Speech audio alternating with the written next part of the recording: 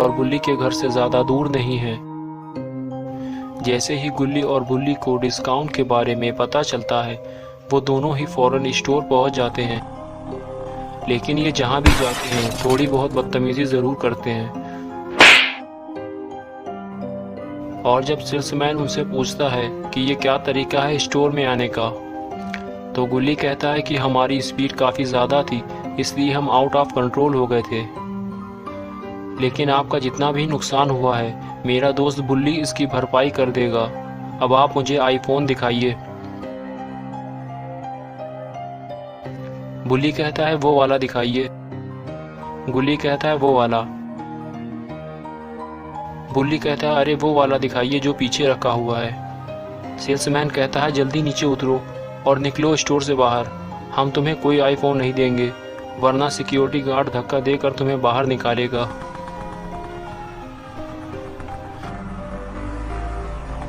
बेचारे गुल्ली और बुल्ली खाली हाथ वापस निकल आते हैं। स्टोर से बाहर आते ही एक अजीब सा दिखने वाला आदमी उनके पास आता है और गुल्ली को घूरते हुए कहता है, क्या तुम्हें आईफोन चाहिए?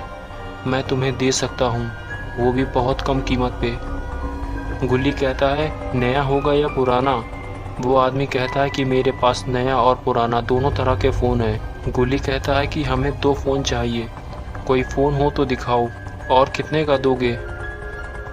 वो कहता है कि सिर्फ 10,000 का बिल्कुल नया आईफोन है, लेकिन अभी मेरे पास सिर्फ एक ही फ़ोन है।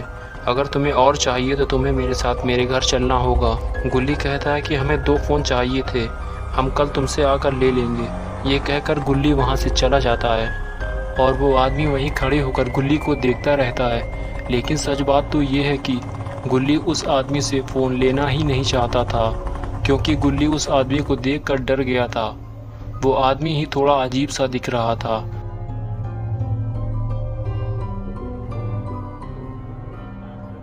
घर पहुंचने के बाद गुल्ली और बुल्ली ने नेट पे सर्च करना शुरू किया कि कोई तो ज़रूर अपना आईफोन को कम पैसों में बेच रहा होगा। और तभी उन्हें एक सेलर का एड्रेस मिलता है जो कि सिर्फ 16,000 के 2 आईफोन बेच रहा है। गुल्ली और बुल्ली फौरन आईफोन लेने चल देते हैं, क्योंकि उसके पास सिर्फ 2 ही आईफोन मौजूद हैं और गुल्ली और बुल्ली ये मौका छोड़ना नहीं चाहते। और अभी रात के 11 बज चुके हैं, लेकिन किसी भी तरह गुल्ली और बुल्ली को ये फ़ोन चाहिए।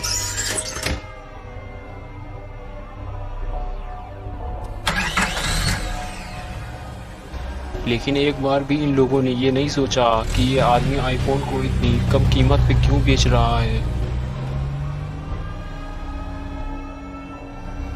और जो एड्रेस दिया हुआ था वो काफ़ी दूर का था और वो इलाका भी बिल्कुल सुनसान सा था।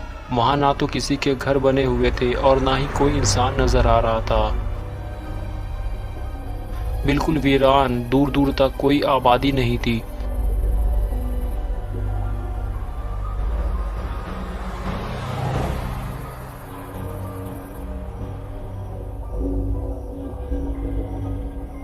और फिर वो पुराना घर नजर आता है जो इन्होंने नेट पर देखा था। ये बिल्कुल वैसा ही था जैसा उन्होंने नेट पर देखा था। गुल्ली कहता है ये घर तो खंडर जैसा है, मुझे नहीं लगता कि कोई इसमें रहता होगा। वो गाड़ी में बैठे बैठे ही आसपास का नज़ारा देखते हैं।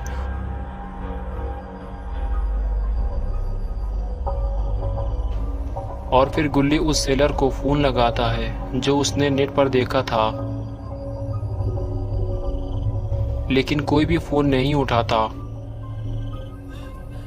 और गुल्ली दरवाज़ा खटखटाता है, लेकिन उस घर से लड़कियों के रोने और सिसकने की आवाज़ें आ रही होती हैं।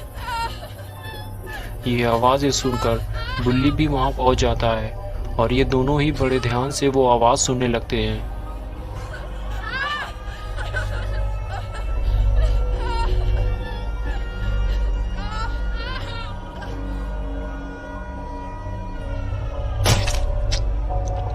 और फिर वो आवाज़ आना बंद हो जाती है और घर की लाइट जल जाती है। और खिड़की पे वही इंसान खड़ा नजर आता है जो उन्हें स्टोर के बाहर खड़ा नजर आया था। गुल्ली बुल्ली वहां से भागकर गाड़ी में बैठ जाते हैं।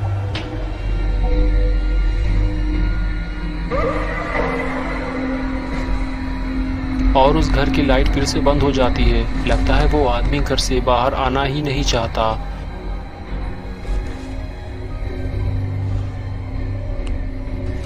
लेकिन वो तो बुल्ली के पास ही खड़ा था। उसके पास 2 आईफोन थे और उसके कपड़ों पे बहुत सारा खून लगा हुआ था। बुल्ली कहता है कि तुम्हारे कपड़ों पे इतना खून क्यों लगा हुआ है, लेकिन वो कुछ नहीं बोलता। बुल्ली कहता है कि फोन लो और चलो यहाँ से। तभी वो आदमी कहता है कि मेरे साथ घर के अंदर चलो, मेरे पास और भी बहुत सारा सामान है, मैं तुम्हें दिखाना चाहता हूँ और वो मज़ा चखाना चाहता हूँ जो मैं सबको चखाता हूँ जो भी यहाँ आता है, और मेरे साथ तुम्हें भी बहुत मज़ा आएगा। ये सुनकर बुल्ली फौरन गाड़ी स्पीड के साथ आगे बढ़ा देता है और वहाँ से निकल लेता है और वो आदमी उन्हें देखता रह जाता है। आखिर गुल्ली और बुल्ली को आईफोन मिल ही गए, वो भी बहुत ही कम कीमत पे।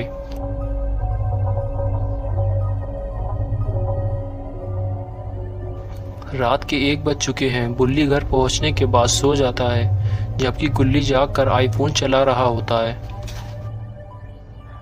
लेकिन गुल्ली के फोन चलाते ही घर में अजीब अजीब हरकतें शुरू हो जाती हैं। बाथरूम का दरवाज़ा खुलने और बंद होने लगता है और पैरानॉर्मल एक्टिविटी बढ़ जाती है।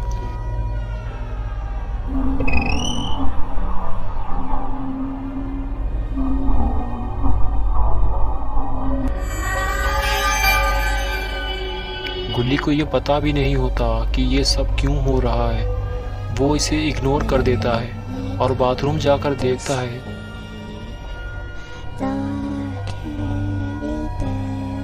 तो वहाँ लिखा होता है कि मेरा आईफोन वापस करो। गुल्ली पास जाकर देखता है और फिर बुल्ली के पास भाग कर जाता है, उसे उठाता है और दिखाता है कि बाथरूम में क्या लिखा हुआ है। और फिर बुल्ली और गुल्ली बाथरूम की तरफ बढ़ते हैं और पास जाकर देखते हैं, वहाँ उन्हें कुछ लिखा हुआ मिलता है और कुछ आवाज़ें भी सुनाई देती हैं। मेरा आईफोन वापस करो, उसी जगह जाओ जहाँ से तुम इसे लाए थे। उस घर के पास मेरी लाश दफन है, मेरी डेड बॉडी के पास मेरा आईफोन रख दो। मैं 16 साल की थी,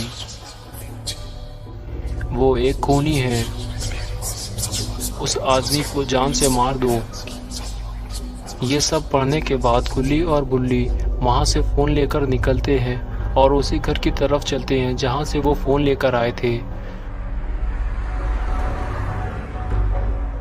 लेकिन आखिर ये फ़ोन है किसका और ये फ़ोन हमें डालना कहाँ है, ये सोचते हुए गुल्ली और बुल्ली उस रास्ते की तरफ बढ़ते हैं जहाँ से वो इसे लाए थे। गुल्ली बुल्ली समझ जाते हैं जो लड़कियों के चीखने चिल्लाने की आवाज़ें आ रही थी उसने उन्हें भी मार दिया है, क्योंकि वो आईफोन कलेक्ट करने वाले कस्टमर तलाशता है। और जब वो घर के अंदर जाते हैं तो उन्हें मार के उनका पैसा और उनका फ़ोन जो वो यूज़ करते हैं उनसे छीन लेता है। लेकिन अब जाना कहाँ है? बुल्ली कहता है कि हम उस जगह तो पहुँच चुके हैं, और तभी ज़मीन से बहुत सारे हाथ निकलकर गुल्ली और बुल्ली को घेर लेते हैं। फिर वो आत्मा नज़र आती है जो गुल्ली को पहले दिखी थी। वो इनसे मिट्टी खोदने के लिए कहती है और दोनों मिट्टी खोदने के काम में लग जाते हैं।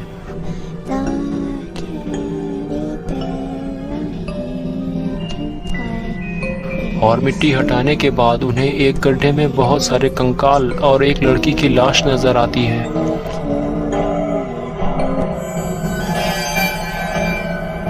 और उसके बाद वो आत्मा उस लड़की के अंदर समा जाती है और तभी लड़की उठ बैठती है। ये देखकर गुल्ली बुल्ली फोन फेंक कर वहाँ से भागते हैं और जब पलट कर देखते हैं तो लड़की को आता देख डर के मारे झुक जाते हैं। लेकिन लड़की तो अपनी मौत का बदला लेने घर के अंदर जा रही होती है और अब वो अपना बदला लेकर ही वापस लौटेगी।